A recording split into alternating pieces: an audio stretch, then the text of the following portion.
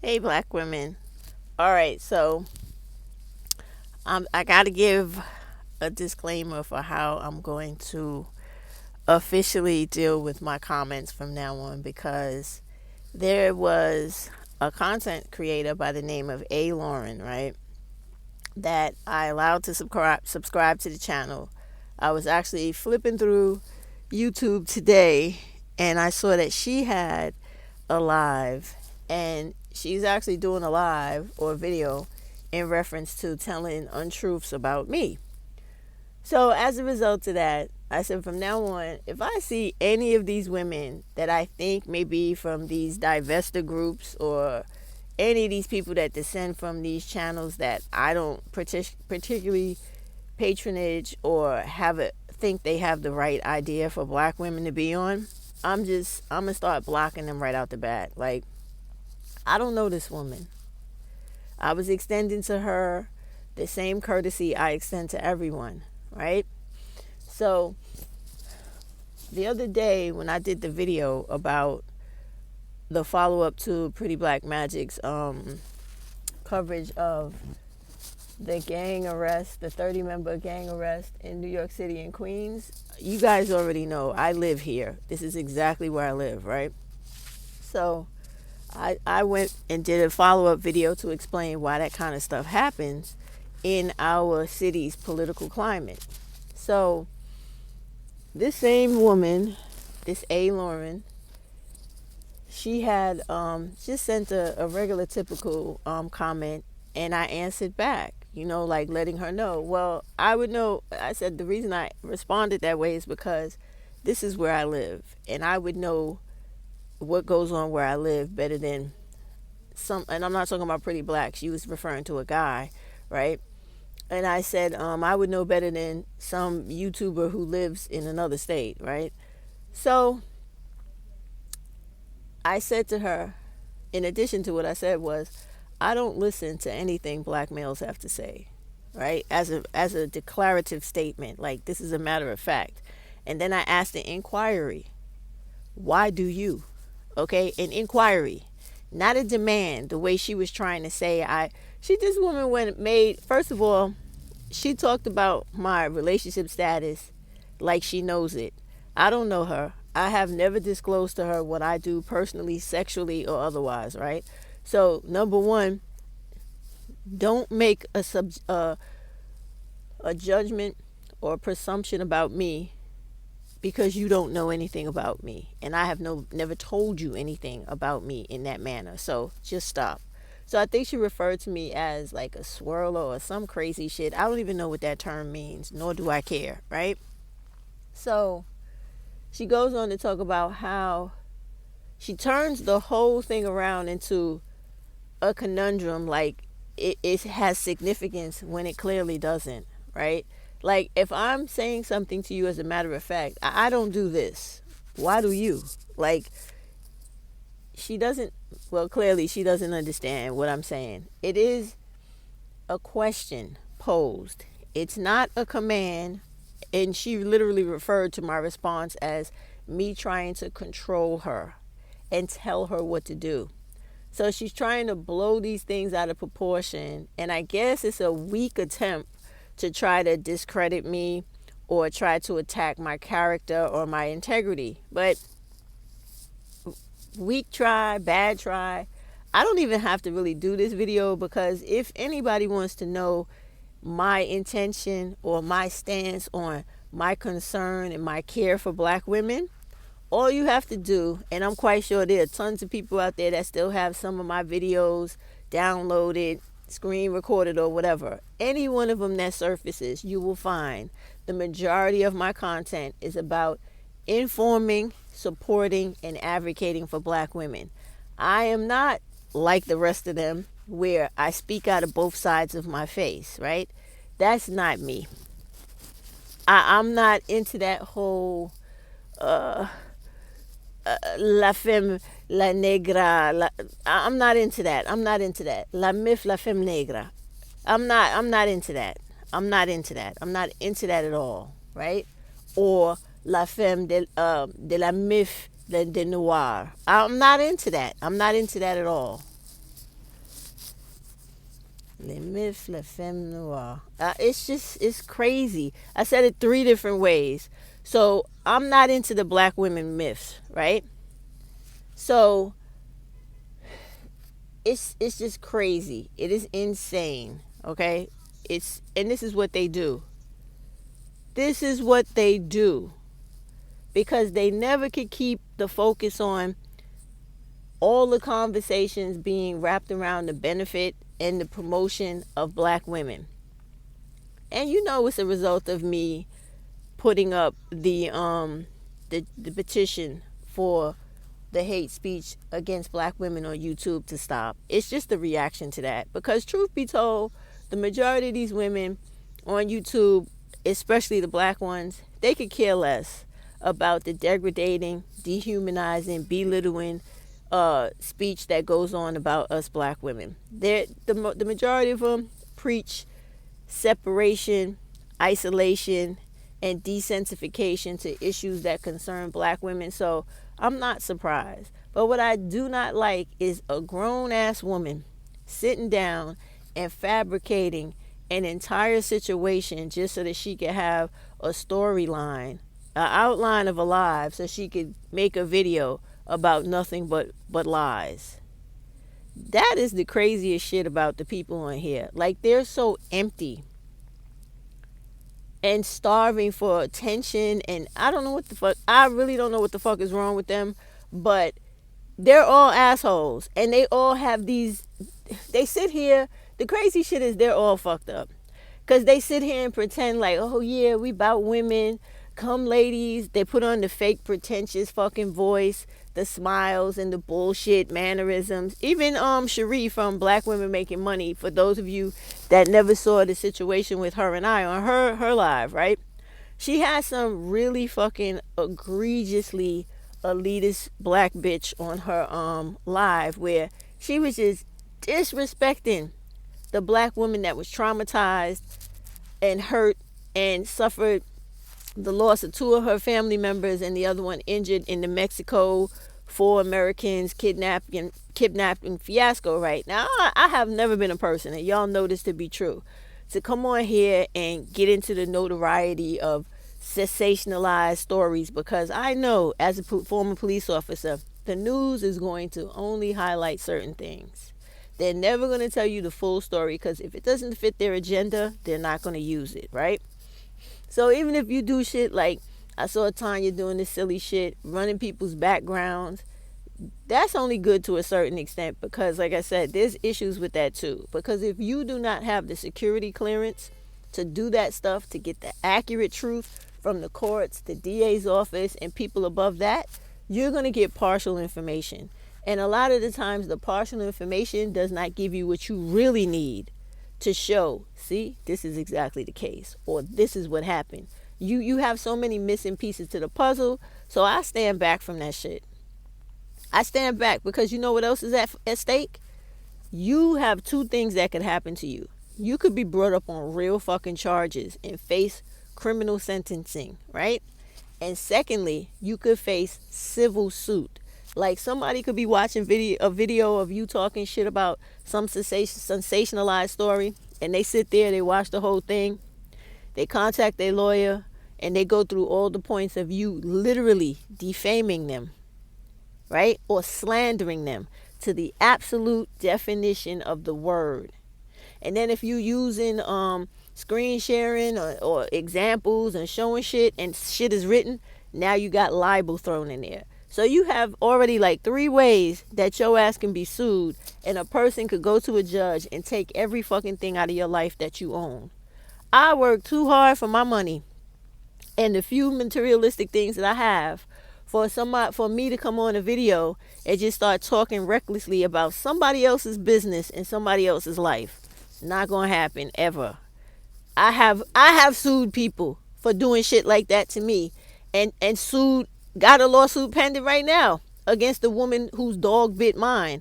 So I know that is a slippery slope to be playing with. So you don't want to be on here talking shit about people and you really, really don't know what you're talking about. So with this lady, you know, I left it like, you know, she don't know nothing about me. So her shit is just like silly shit. And I may preview it to see if she's saying anything that's reputationally damaging. Because if it is, I know how to do everything I need to do. But I'm telling this story because they have too many of these women on here with this false pretense, and it's just so crazy because you don't have to do that shit.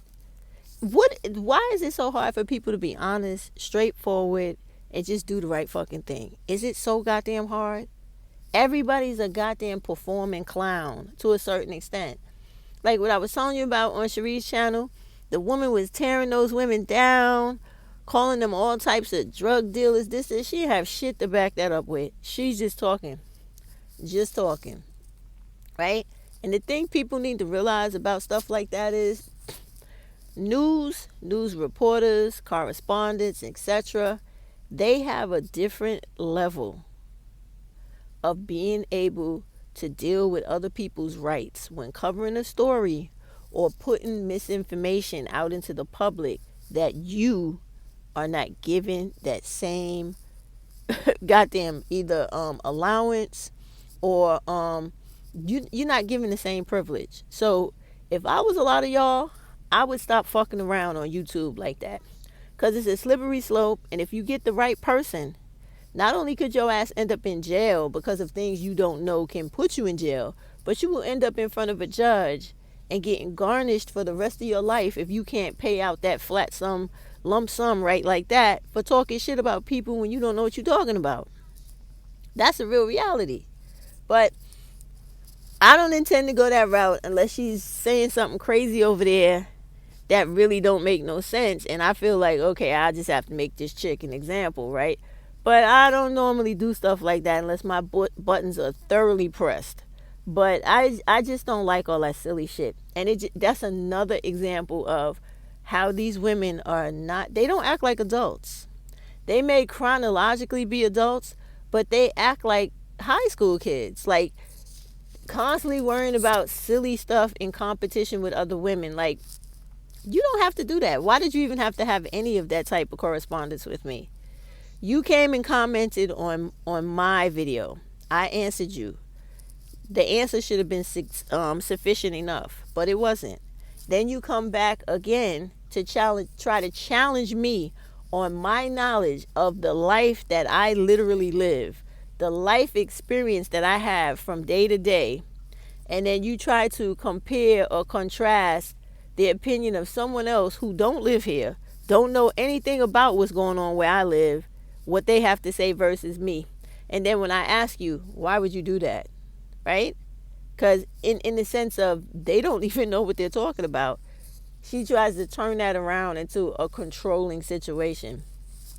If you that hard up for views and that hard up for subject matter to have a live on, hey, I don't know what to tell you.